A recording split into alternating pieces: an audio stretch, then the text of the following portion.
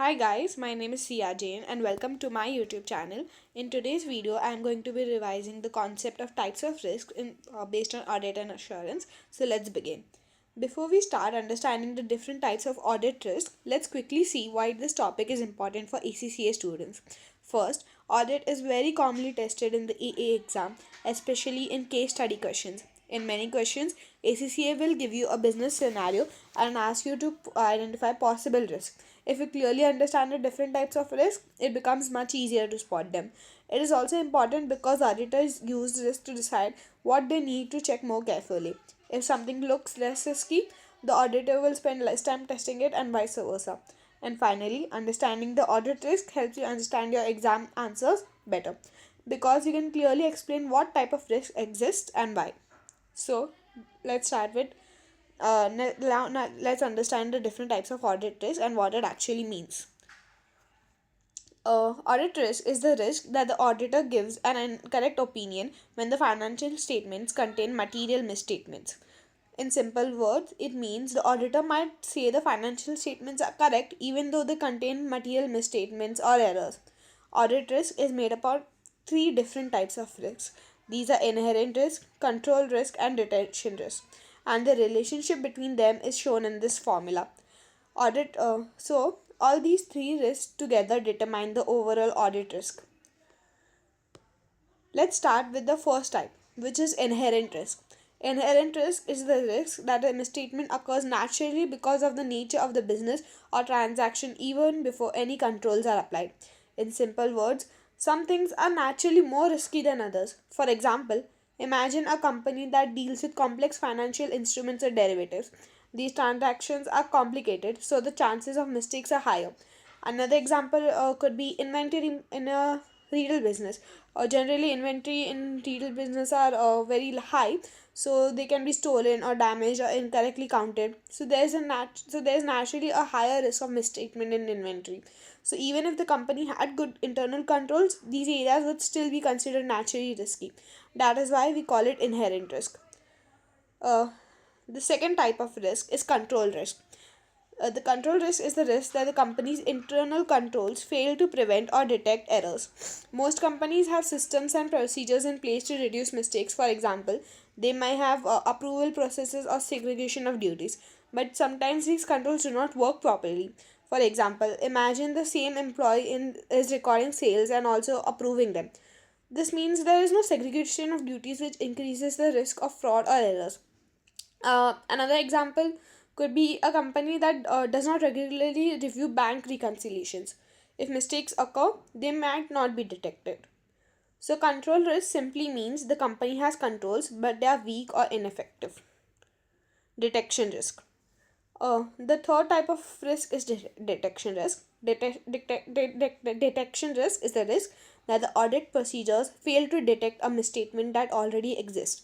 So, even if a mistake is present in the financial statements, the auditor may not find it. For example, auditors often use sampling when checking transactions.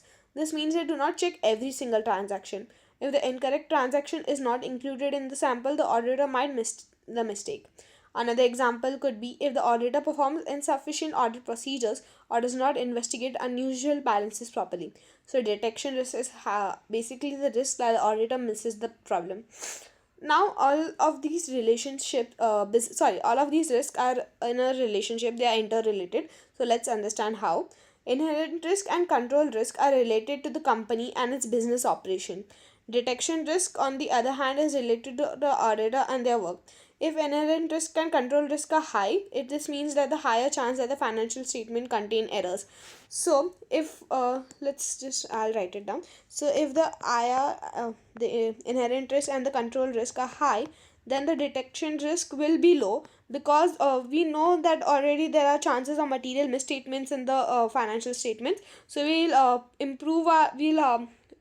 we'll perform more audit procedures. That's why our detection risk will be low.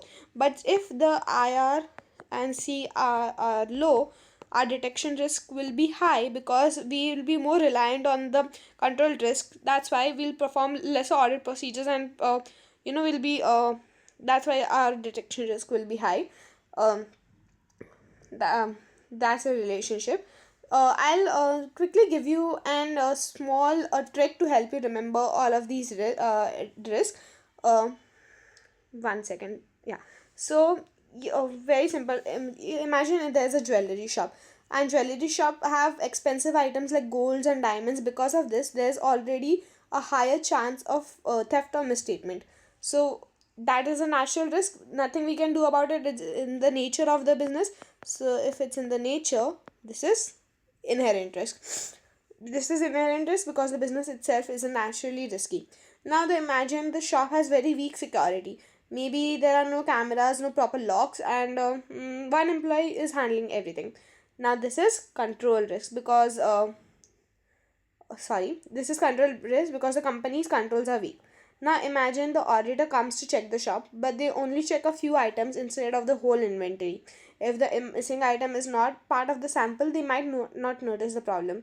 This is detection risk, because the auditor failed to detect the mistake. So inherent risk is business risk, or naturally natural. So this is business. uh, Control risk, we can say weak company controls. And detection risk is something which the auditor misses. Now the detection risk is only thing which auditor can do something about. It's This is the only risk which is in the hands of the auditor.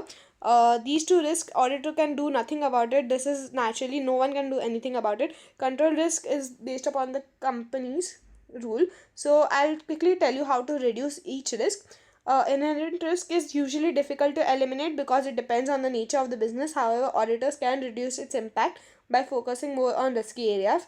Control risk can be reduced if the company proves the internal control system, such as introducing segregation of duties, approvals, and regular monitoring. Detection risk can be reduced by the auditor performing stronger audit procedures, increasing testing, and using larger samples. Thank you guys for watching. If you found this explanation helpful, I'll be posting more ACCA audit concepts in simple language and for quick revision. Thank you.